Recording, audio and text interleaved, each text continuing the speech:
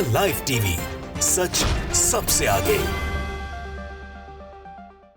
दोस्तों, वाकई में इजराइल फिलिस्तीन युद्ध में पहली बार, अभी तक तो इजराइल जितनी बार भी हमले करता था, फिलिस्तीन के न जाने कितने बच्चे और कितने आम नागरिकों को हर बार हमलों के अंदर, हर बार की लड़ाई के अंदर मारता था। लेकिन इस बार इजराइल को झटका पड़ा है। भले ही इजराइल ने बर्बरता की सारी हदें पार कर दी हों, 11,000 से 12,000 से अधिक लोगों को जो हमास के नाम पर मारा है, जिनका हमास से संबंध नहीं था, उनको मारने के बाद भी अब युद्ध विराम शुरू हो रहा है। लेकिन हिजबुल्लाह ने जो आंकड़े जारी किए हैं, इससे साफ पता चलता है कि इजराइल को भी इस बार बड़ा झटका पड़ा है, भारी नुकसान हुआ है। और यही वजह है कहीं ना कहीं जो इजराइल सीज फायर के लिए तैयार भी हुआ है और अपने बंधकों को छुड़ाने का उसने बातचीत करके फैसला भी कराया है। क्या आप जानते हैं, हिजबुल्लाह ने जो आंकड़े जारी किए हैं उसके हिसाब से 70,000 इजरायली जो ऑक्यूपाइड जगहों के ऊपर रह रहे थे वो भागने को मजबूर हो गए।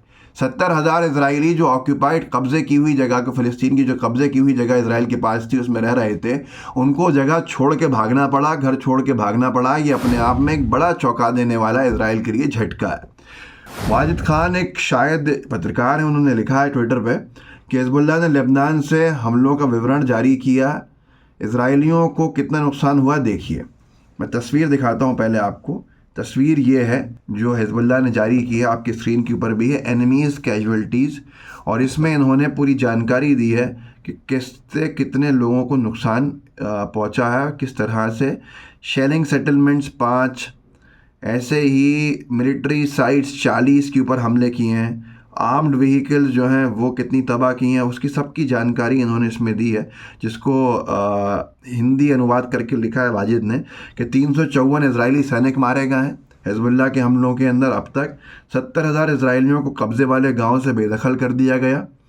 275 सैन्य ठिकानों पर हमला किया है हिजबुल्लाह ने लेबनान से। 15 सैन्य बैठकों पर हमला।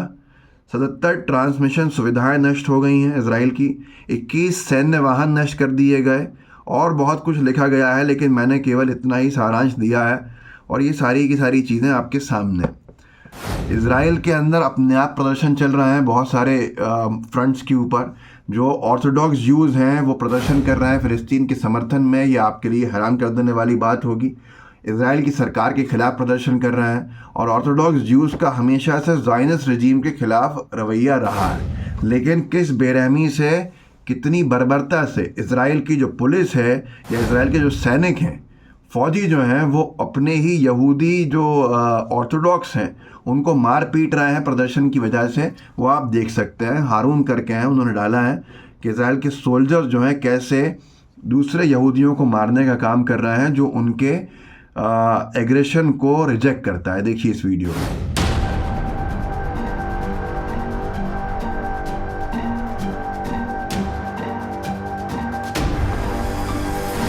विरोध प्रदर्शन और भी मोर्चों के ऊपर हो रहा है और उसकी वजह ये भी है, एक जगह पे तो यही एक बड़ा विषय बना हुआ है कि लोगों के बच्चे जो हैं उनको तो ढाल बना दिया है बेंजामिन नेतन्याहू ने इजराइल के, और इजराइल के जो सोल्जर्स हैं वो मारे जा रहे हैं। जैसे 354 तो सिर्फ इसका आंकड़ा है हिजबुल्लाह का, हमास का अलग आंकड़ा है, अल-क़साम का अलग आंकड़ा है। लेकिन हंगामा इस बात को लेकर भी है कि बेंजामिन नेतन्याहू ने अपने बेटे को मियामी में भेजा हुआ है, आराम से वो वहाँ पर है और दूसरों के बच्चे जो हैं उनकी जान की बाजी लगी हुई है। डेली मेल ने लिखा है, वेयर्स बीबीज बॉय। बीबी कहते हैं नेतन्याहू को इजराइल में, बीबी का बेटा कहाँ है? Israeli soldiers blast Benjamin Netanyahu son Yair 32 for abandoning them by staying in Miami.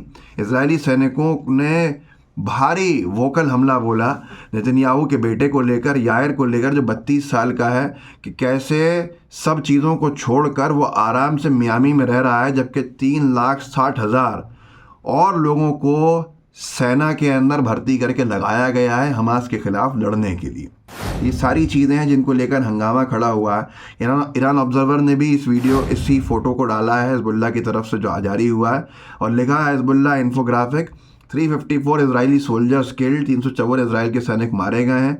21 armoured vehicles जो हैं, जो फ़ौज की पूरे उससे लैस होती हैं हथियारों से, उनको तबाह बर्बाद किया है। 3 UAV डिस्ट्रॉय हुई हैं। और हिजबुल्लाह का जो कल का हमला था वो तकरीबन 10 से 11 अटैक्स उसने वहाँ पे किए।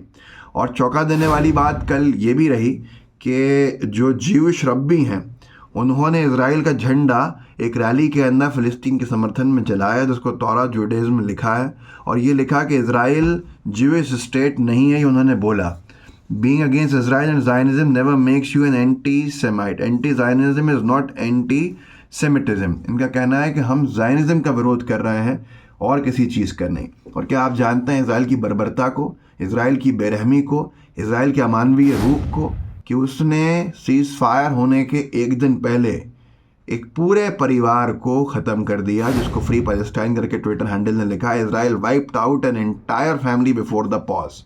एक पूरे परिवार को, जिसकी तस्वीरें आपके सामने हैं, ये सारे मेंबर्स एक ही परिवार के हैं, इज़राइल के हमले में ये सब ख़त्म हो गए, जबकि कल युद्ध विराम होना था, यानी आज युद्ध विराम होना, और ये कल हमला इज़राइल ने किया। इज़राइल ने एक टनल दिखाने का काम किया अल-शिफा हॉस्पिटल के नीचे, और ये कहा है कि ये हमास ने आतंकी गतिविधियों के लिए बनाई थी।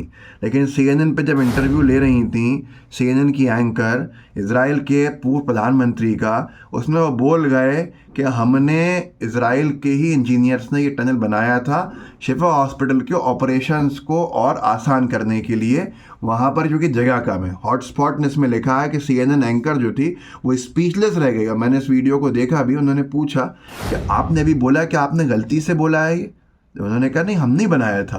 तो ये अपने आप में खुद झूठ जो है इज़राइल का कई बार बेनकाब होता है।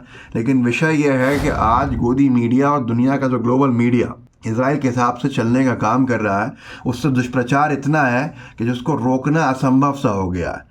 लेकिन ये एक बात साफ है कि इज़राइल को इस युद्ध में, भले ही इज़राइल ने बर्बरता की सारी हदें पार कर दी हों, लेकिन नुकसान खुद भी काफ़ी हुआ है, और ख़ुद भी उसके जो कैजुअल्टीज़ हैं वो भले संख्या में कम हो, लेकिन इज़राइल के लिए बहुत बड़ा नुकसान होता है। और इज़राइल को आर्थिक नुकसान जो हो रहा है, जिसके लिए जो बाइडेन मदद करने के लिए पैकेज की बात कर चुके हैं, उसका विरोध USA के अंदर भी हो रहा है कि हमारे यहाँ पर महंगाई बढ़ी हुई है और वहाँ पर लोगों को आसानी हमारे पैसे से दी जा रही है। इस वीडियो को आगे बढ़ाइएगा, लोगों को आप जागरूक कर सकते हैं, कीजिए। व्हाट्सएप ग्रुप्स होंगे आपके, उनमें आप शेयर कर सकते हैं, और साथ में लाइव टीवी को सब्सक्राइब भी कीजिएगा, बेल आइकन भी दबाइएगा, ताकि आपको जो भी अपलोड हो वीडियो उसका नोटिफिकेशन मिल जाए और आप आगे तक उसको बढ़ा सकें, ताकि लोग जागरूक हो सकें और दुष्प्रचार से बच सकें। तो मेरा आपसे यही निवेदन है कि मेरे कंटेंट को आगे तक ले जाया कीजिए, भले ही आप डाउनलोड करके आगे बढ़ाएं, लेकिन कम से कम जितने लोगों तक पहुँच सके पहुँचाइएगा ज़रूर। जय हिंद, जय भारत। द लाइव टीवी, सच सबसे आगे।